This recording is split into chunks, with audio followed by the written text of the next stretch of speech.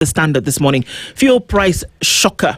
That's what it is. Kenyans woke up today to the shock of the highest fuel prices ever, which will lead to the sharpest rise in the prices of goods and services across board. This exposes the government's continued claims that this exposes the government's continued claims that it had under firm control the fallout of the Iran war with the G2G import arrangement. 197 diesel is what it was yesterday. This morning, as of midnight, it goes to 243 shillings. 196 is what you paid for petrol yesterday. This morning, you'll pay 214 shillings per litre. Kerosene remains the same. That's untouched. Let's see what they're going to do with the toggling of that. But that it means that it's the highest price. It's significantly higher. Somebody just said a litre of petrol, a litre of diesel is the same as a bottle of beer, right? So decide which one you're going to consume and which one will take you further.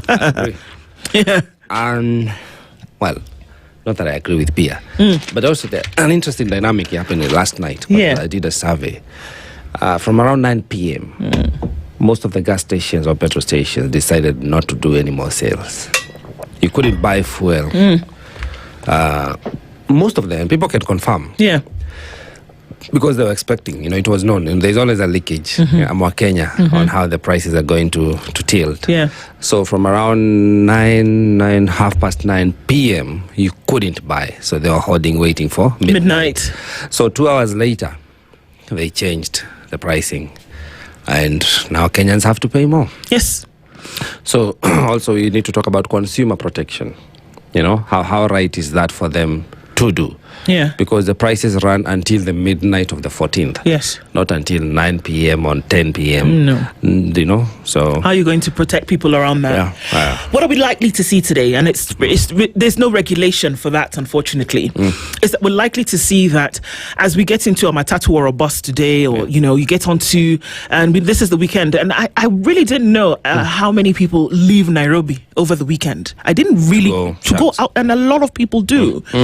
And so what we will see as of this morning is that those who took a trip last week on Friday for a particular price, there will be an increase of that this morning. There will be people who will charge for the buses, the inter-county links and all of this.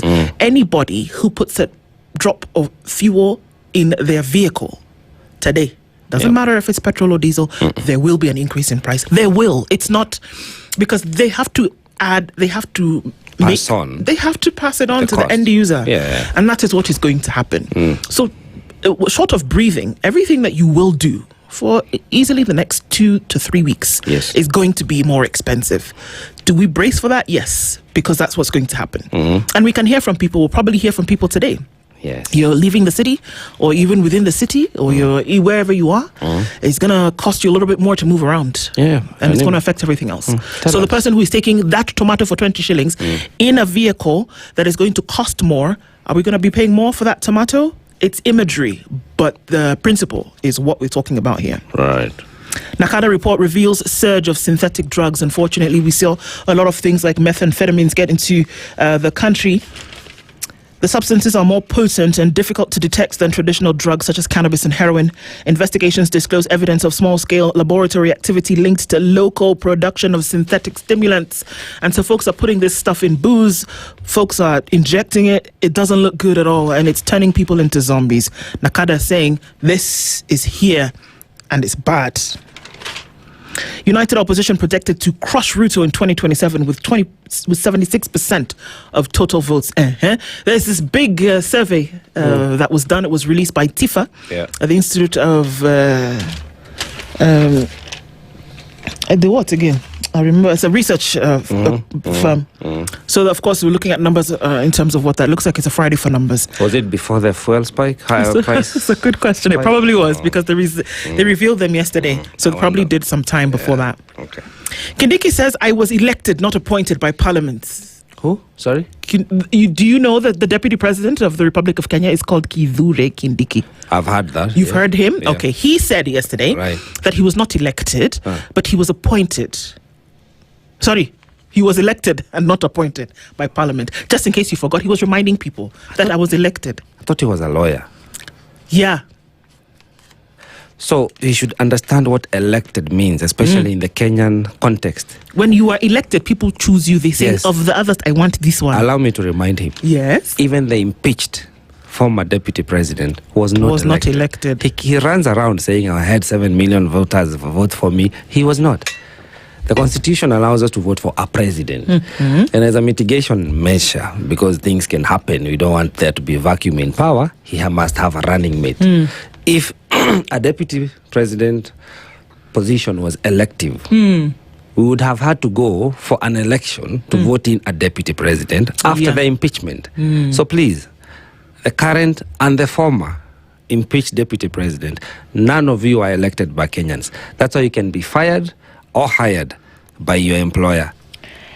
By your senior, not your Kenyans are your employer, but your senior is a president. So please, point of correction, dear Mr. Deputy President, you are not elected by anyone.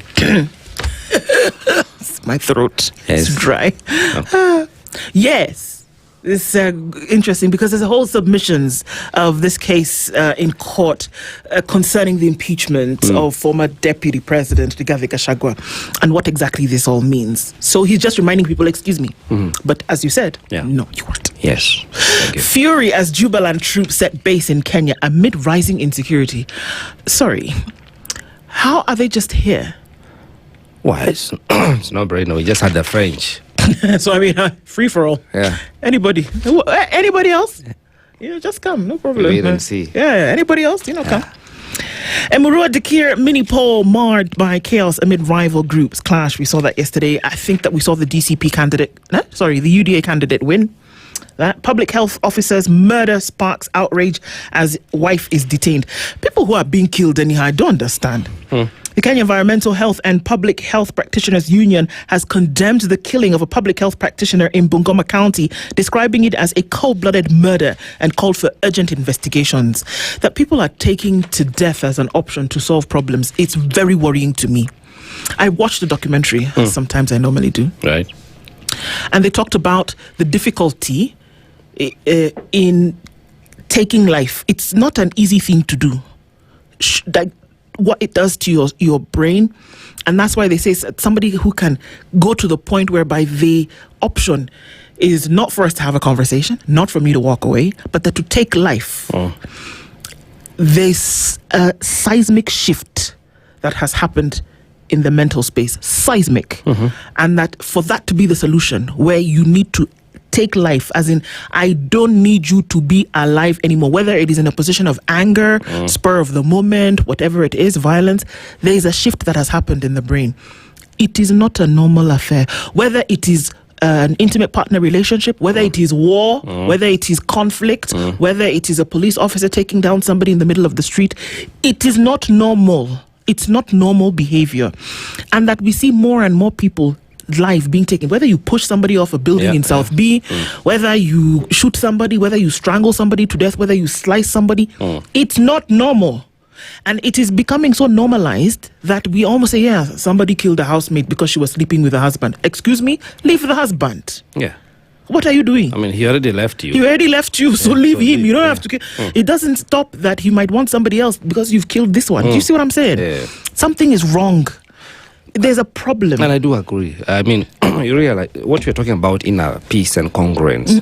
Because that shift is the power of emotions. To the extent they blind your rational approach to life, your logical course of action becomes duped, and then you find yourself doing something now in that zone, because the emotions have levels. There are levels you get into that can be very dangerous, not just to yourself but also to other people. And then also remember, anger is a form of energy. Yes.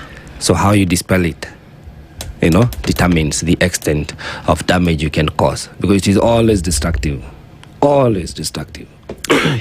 So we need to find the balance, because again, we can disagree. There can be war, right? I agree. But that can be, maybe that's a different scale of engagement, but especially in our domestic personal relations, we need to keep tabs on how we are